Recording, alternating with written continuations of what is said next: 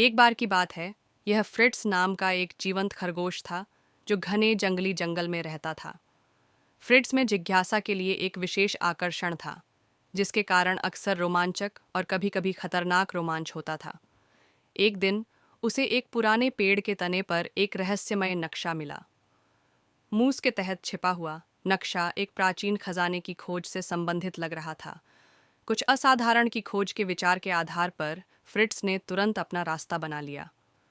नक्शे ने उसे उस जंगल के एक हिस्से में ले जाया जो उसने पहले कभी नहीं डाला था। पेड़ अधिक थे, जंगल सघन था और एक शांत आराम हवा में था। फ्रिट्स बहादुरी से, लेकिन ध्यान से, जब उसने अचानक खुरों की एक समान पिटाई सुनी कोहरे से एक बड़ा शक्तिशाली घोड़ा उभरा।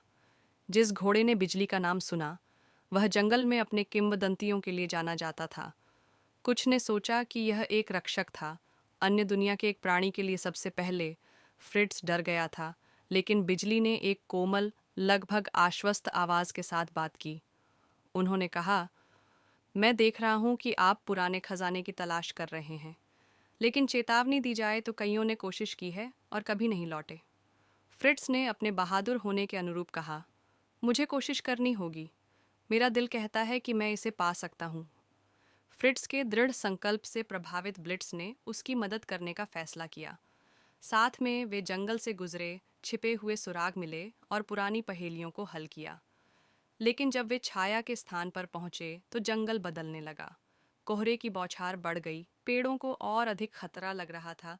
देखे जाने की भावना उनके विचारों में डरपोक है। अचानक उनके सामने एक पुराना लकड़ी का डिब्बा दिखाई दिया। बस जब फ्रिट्स बॉक्स को छूना चाहता था, तो एक अस्थिर रोना चुप्पी के माध्यम से टूट गया और जंगल में एक ठंडी हवा बह गई। ब्लिट्स फ्रिट्स से खुद को बचा रहा था और कहा, हम यहाँ बूढ़े आदमी को वापस संतुलन में लाने के लिए हैं। इन शब्दों में हवा रुक गई और बॉक्स ने खुद को खोल दिया।